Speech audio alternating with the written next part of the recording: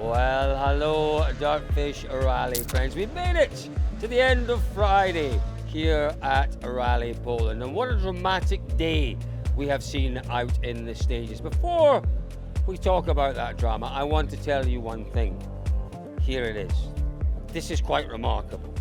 Our top 5 drivers are separated at the end of the day by 7 seconds. Who'd have called that at the start of play today? I don't think anyone would. It has been incredible, the level of competition out in the stages today. Listen, we knew that road position was going to play a big part in the standings at the end of the opening day, but there were question marks, particularly over Andreas Mikkelsen. We did see him in Monte Carlo. We saw him a second time on tarmac, and he looked almost lost.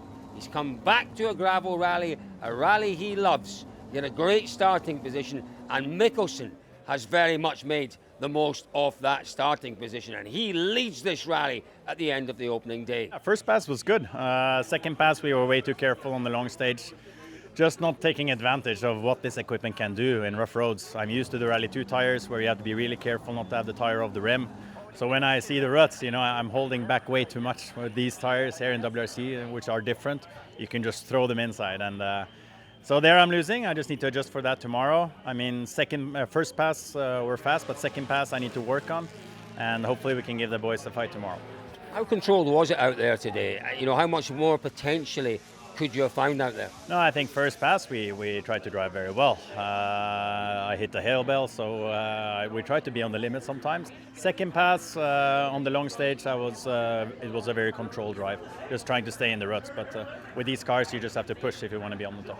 Well, Mikkelsen very much answering quite a few questions over his potential. Did he still have the pace? Did he still have the ability? Did he still have the appetite to push that ultimate pace to get back to winning form? Well, we saw it out there today. He was absolutely magnificent, but he's only ahead by a whisker, by the slimmest whisker.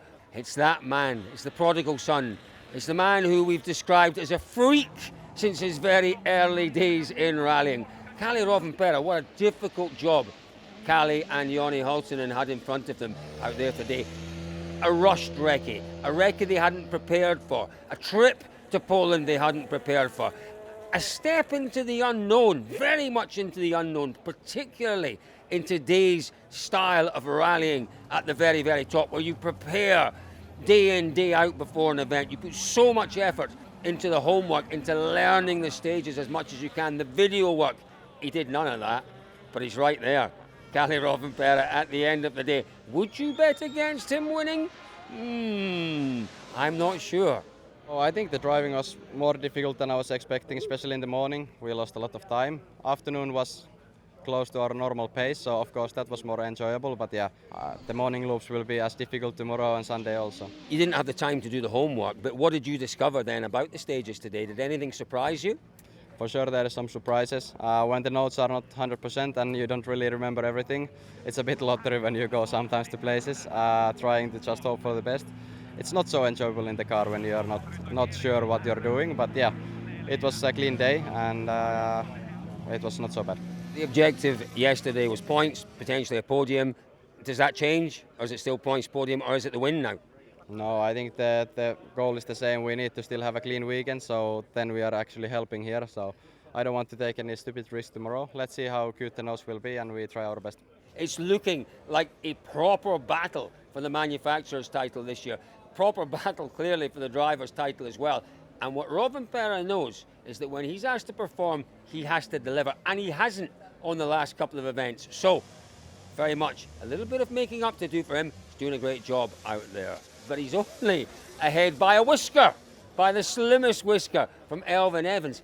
Elfyn, do you know what? Had a little bit of a cold, a little bit of a flu, something like that out there today. He's not been 100% health-wise, but he's found something in that car that maybe we've not seen yet this season. It was a good day for Elfyn Evans. What's your assessment at the end of the day? It's been fine. That's it. It's been really hard to really know how things would have played out without the cancellations. Could have been better or worse. We don't know. How difficult was it to find a rhythm and to get into the flow of the rally with those stops and starts today?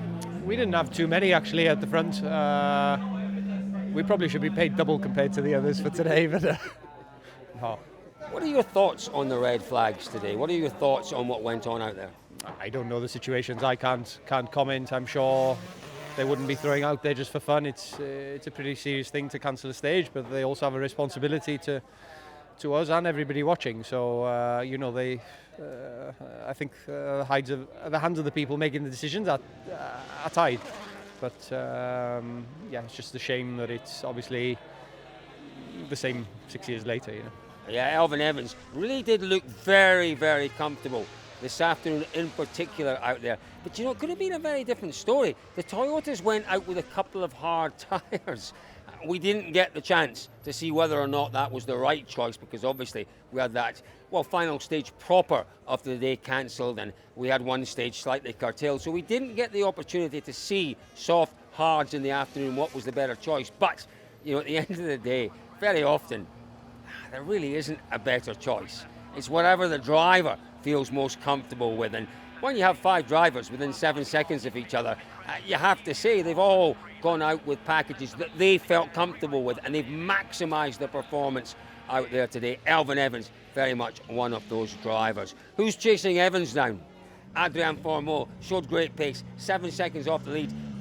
If anyone can get themselves into that battle for the podium, potentially for the lead tomorrow, it is Adrian Fourmeau. He is full of confidence. Well, I'm happy to be fourth tonight, and probably less than 10 seconds with the lead, starting third on the position because we lost Tanak this morning. So then I'm quite happy. We have done all the stages compared to the other drivers, so really demanding, really hot inside the car. Feeling is really good in the car and the stages. Just we need to ask the spectators to stay away and be safe, because then we cancel too many stages. Obviously, a podium is a possibility. Do you ever think at this point in your career about the win? Is a win a possibility here? Can you find that little bit of extra pace? Yes, I want to be on the podium for sure. The fight will be tight tomorrow, but I'm sure we can do it, and we're gonna go for it tomorrow. We'll push. Is there more pace? There is more pace coming when you start later. Well, this was maybe the drive of the day. Young Martin Sesks. I think I've got that name right for the first time today. Listen, we talk about Kalle Rovanperä, the prodigal son, the boy wonder, the freak. Have we seen today the next generation beginning to appear? Is Sesks maybe the next boy wonder? Way too early to say that. But what we can say, yes, he made the best of his road position. Don't forget, he's had hardly any time in that car. We know how difficult these cars are to master for young drivers. We've seen it many, many times over the past few years. Really difficult for a young driver to jump into these Rally 1 cars and understand how they work. Sesks has shown understanding. He's shown ability. He's shown pace out there. He's shown potential, proper potential. I think he's one of the next generation, that is for sure. He has been quite magnificent. Can he continue that tomorrow? Well, I'm sure he can. He might not be quite as close. We'll wait and see what the weather does overnight. We'll wait and see what road position does. But as an opening day in a Rally 1 car, that is an enormous tick for that young man. He's done an incredible job. Wow, I'm excited, folks. I'm really excited for what tomorrow might bring. Just great to see so many drivers mixing it up at the top. We've talked about that top 5, 7 seconds separating them. Let's look down to 6th place. Gregoire Munster, he's had a torrid time of it this year, but he looked good in Sardinia. He got his best finish, didn't he? 5th place in Sardinia. You look at the times though, he was quite a long way off the pace. He's only 20 seconds off the lead at the end of play on day 1 here in Poland. That is quite a substantial step forward for young Gregoire Munster. No issues out there. Okay, very first corner, small issue, very first corner of the first stage. Other than that, he's looked composed and controlled. I'd say today was a step forward for sure for young Gregoire Munster.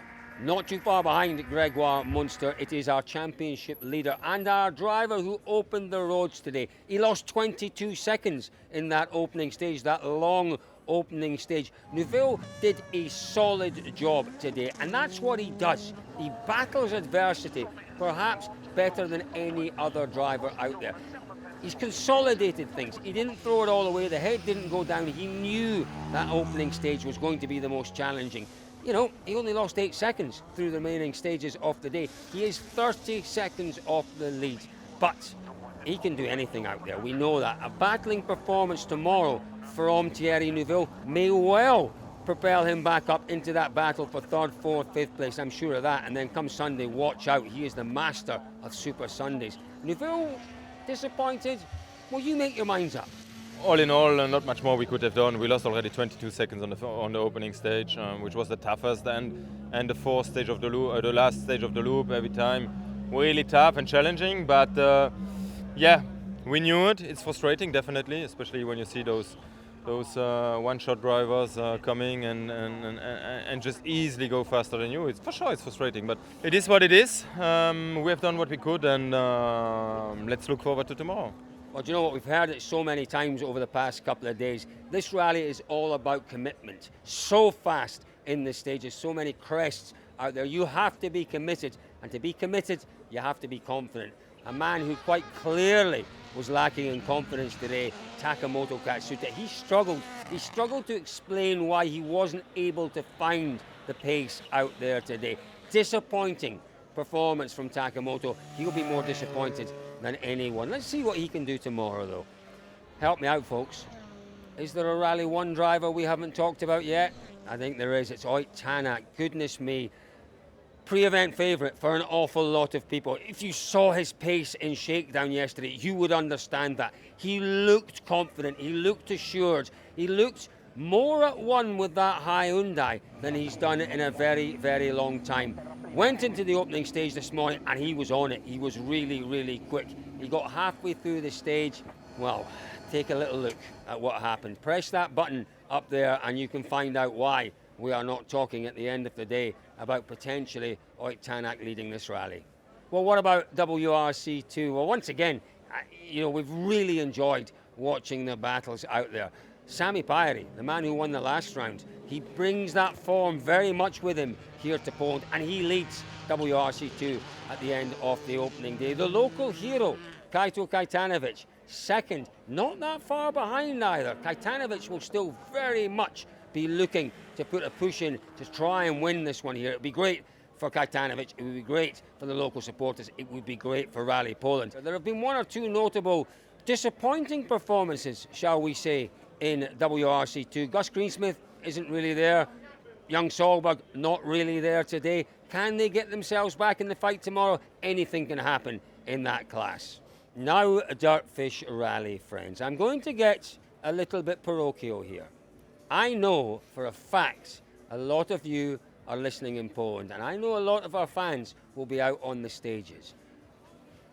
Anyone that's followed today's events will know there have been issues. There have been issues with spectators not listening to the instructions from the marshals, not listening to the instructions from the organisers. And what has that meant? It's meant we've lost stages. We've lost many kilometres today. We cannot afford to see that happening tomorrow. So please, please, please, there are plenty of well-controlled, well-marshalled spectator areas. That is where you must head tomorrow to watch the rally, to enjoy the rally, because yeah, you might think you can head into the forest and you'll get a better view. You won't, because the rally won't happen. It will not happen. If you're out of place, if you're misbehaving, if you're in places you shouldn't be, you might think you've found the best place ever. You won't see anything, because the rally won't run. I know it's difficult for rally fans, but we have to behave. We have to absolutely respect the wishes of the organisers and the marshals. If you're listening, if you're watching, don't ruin it. Please don't ruin the show for everyone. We all want to enjoy these wonderful stages. We all want to soak up this great atmosphere that Rally Poland gives us. Please, please, please, tomorrow, make sure you behave, folks. If you're heading out, you might want to pack a rain mac. There's a big threat of a thunderstorm tonight, maybe storms coming in tomorrow as well. That could massively mix things up out on the stages. Thierry Neuville will be doing whatever rain dance he can think about, because first on the road tomorrow, if we get this enormous storm, it could be the place to be. There's so much to look forward to out in the stages tomorrow. I can't wait, folks. Thank you very much for joining us here on day one of Rally Poland. So much more to come tomorrow. We'll see you then.